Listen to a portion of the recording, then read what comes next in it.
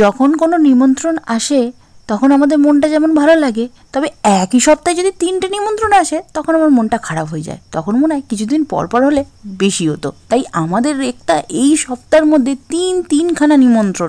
এখন টাইম হয়ে গেছে ঠিক সকাল বলবো না, দুপুর 12টা 20। এখন রান্না বান্না এখনো কিচ্ছু করা হয়নি। আর আজকে দুপুরবেলা রান্না করছি দুবারির জন্য। এখানে হবে আলু দিয়ে, পেঁপে দিয়ে, বিন কড়াইটা থাকলে খুব ভালো হতো, টমেটো দিয়ে মাছের ঝোল।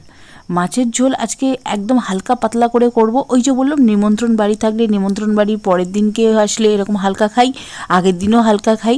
তার কারণটা কী বলতো, কারণ বিয়ে বাড়ি বলো বা যে কোনো অনুষ্ঠান বাড়ির প্রচণ্ড রিচ খাওয়া হয়। আর এই কদিন ধরেই বলছি নিমন্ত্রণ, তো তার জন্য আরও বেশি রিচ খাওয়া হচ্ছে।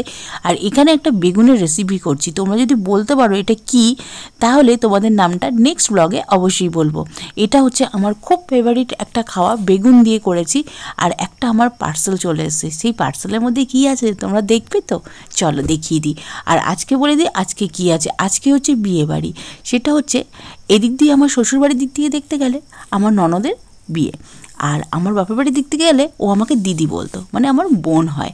তো আমাদের বাপের বাড়ির পাড়াতেই রাজুর এক মামার মেয়ের বিয়ে। আর সেখানে আজকে যে ড্রেসটা পরবো সেটার জন্য এই চুড়িটা অর্ডার করেছিলাম। খুব কনফিউশনের মধ্যে ছিলাম যে আসবে কি না বিয়ের দিন। তো দেখলাম আজকে সকালবেলায় এসে পৌঁছালো, মানে লাকটা আমার খুব ভালোভাবে চলছে। আর এখানে দেখো মশলা মুনির মতন বানিয়ে নিয়েছিলাম। আর এই শাড়িটা আমি অনেক দিন থেকেই কিনবো বলে ঠিক করেছিলাম, আর কিনে নিয়েছি। এটা আমার খুব পছন্দ হয়েছে শাড়িটা কেমন হয়েছে অবশ্যই কমেন্ট করবে। এটা কিন্তু জিমিচু প্যাটার্ন, মানে জিমিচু কাপড় কোয়ালিটি, জিমিচু শাড়ি এটা একটা। আর এর সাথে আমি যে ব্লাউজের সাথেই কিন্তু ওই চুড়িটা আমি ম্যাচিং করে নিয়েছি।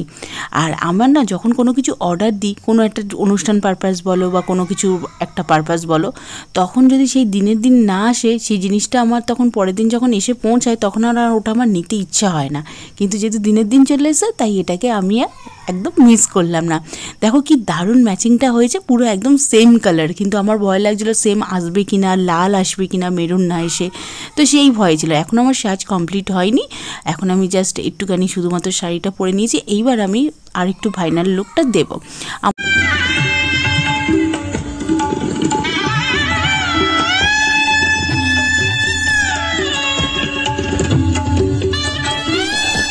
আর এই বিয়ে বাড়িতে কিন্তু আমার মা বাবা ওরাও আসবে, যেহেতু পাড়ার মধ্যে বিয়ে। আর এখানে দেখো কি সুন্দর করে সাজিয়েছে। আর যার বিয়ে হচ্ছে তার নাম হচ্ছে রিমি। আর বিয়ে কিন্তু গিয়ে দেখলাম শুরু হয়ে গেছে, গোধূলি লগ্নে বিয়ে বলে কথা। আমাদের কিন্তু রাত্রিবেলা বিয়ে হয়েছিল।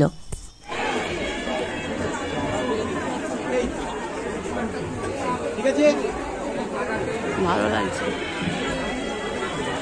এটাই পড়লা করে আর অষ্টমঙ্গলা পর্যন্ত ঘুরতে হবে। বলছি লজ্জা পাচ্ছ?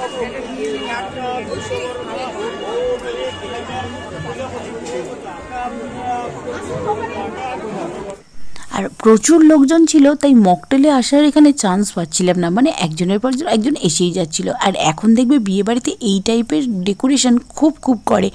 মার বাবা এখন এসে পৌঁছায়নি, বাবা একটু দোকানে ছিল তাই একটু দেরি হলো, নইলে একসাথেই আসার কথা ছিল। এখানে আমি, আমার শ্বশুরমশাই, শাশুড়ি মা, ছেলে রাজু সবাই মিলে চলে এসেছে। এই যে যারাকে দেখলেন উনিই হচ্ছে, আমি সব বাপের বাড়ির তরফ থেকে ওনাকে কাকা বলি, আর রাজু হচ্ছে মামা। আর এখানে এসেই কিন্তু খেতে শুরু করছি। ওটা হচ্ছে যার বিয়ে হচ্ছে কনের বাবা। এখানে এসে খেতে শুরু করেছে চিকেন পকোড়া। ওয়াও, বিয়ে বাড়িতে সব থেকে বেশি যেটা আমার ভালো লাগে সেটা হচ্ছে এই সন্ধ্যের স্ন্যাকটা, মানে চিকেন পকোড়া বলো বা ফিশ পকোড়া বা ভেজিটেবল পকোড়া, যাই হোক না কেন পেট ভর্তি করে আমরা খেয়ে। এবার সেখানে 2 প্লেট পকোড়া প্রায় অনেকটা করে দিয়েছে। তারপরে হলো মকটেল, আর তারপরে হলো যে ওখানে আইসক্রিমের স্টল ছিল, সেটাও খেয়ে ফেলেছি। খাওয়ার পরে তার 5 মিনিটের মধ্যে বলছে, আমার শ্বশুরমশাই বলছে চলো এবার খেয়ে নিই, কারণ উনি তো চিকেন পকোড়া করেন আর ভেজের কোনো ব্যবস্থা ছিল না। ওনার খিদে পেয়ে গেছে কিন্তু আমাদের আর খিদে পাই। তখন বাবা বললো যে ঠিক আছে একটুখানি ওয়েট করে চলো এবার আমরা খেয়ে নিই। তো একটুখানি 5-10 মিনিট ওয়েট করে খেতে বসেছি। কিন্তু যদি আমরা সেই সময় না খেতাম তাহলে রাত্রিবেলা চান্স পাওয়াটা খুব মুশকিল, কারণ তোমরা দেখতে পাচ্ছ প্রচুর লোকজন ছিল। এবার একটা ব্যাচ বসবে, একটা ব্যাচ কী বলো তো, বিয়ে বাড়িতে যখন অনেক লোকজন থাকে তখন কিন্তু খেতে বসতে অনেকটা লেট হয়ে যায়। আর আমরা খেয়ে উঠেছি তাও 9:30 পৌনে 10টার সময় খেয়ে উঠেছি। ও বলছে মামা,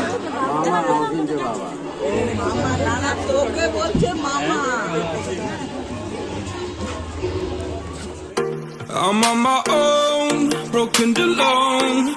I feel the rain crashing down all around.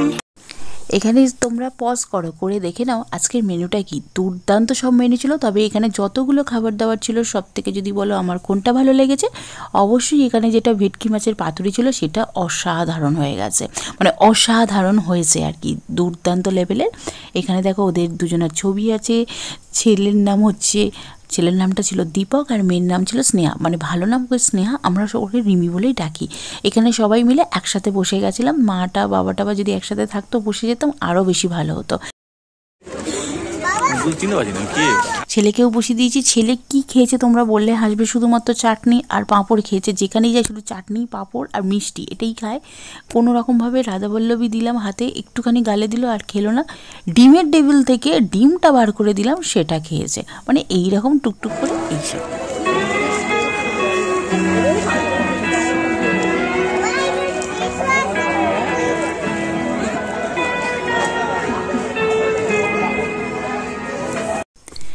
প্রথম সবার প্রথমে পড়লো ডিমের টেবিল, যেটা অসম্ভব ভালো খেতে হয়েছিল।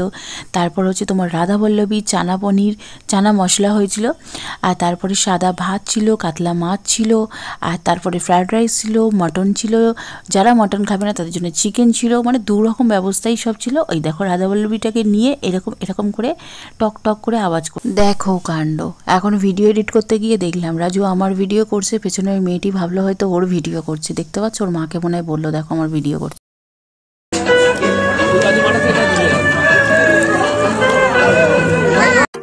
I'm on my own, broken alone. I feel the rain crashing down all around this empty town. I'm searching for the lost and found, but you don't care, you're unaware. Keep moving like the scars aren't even there. It's in the air like a blazing flare.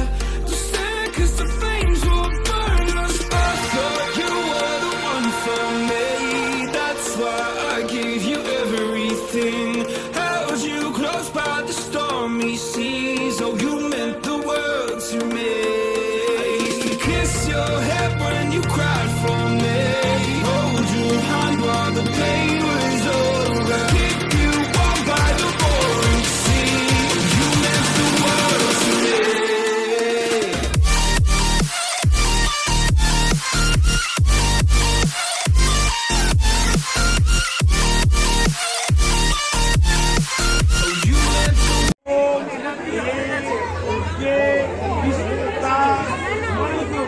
চিন্তা করো না, আছি।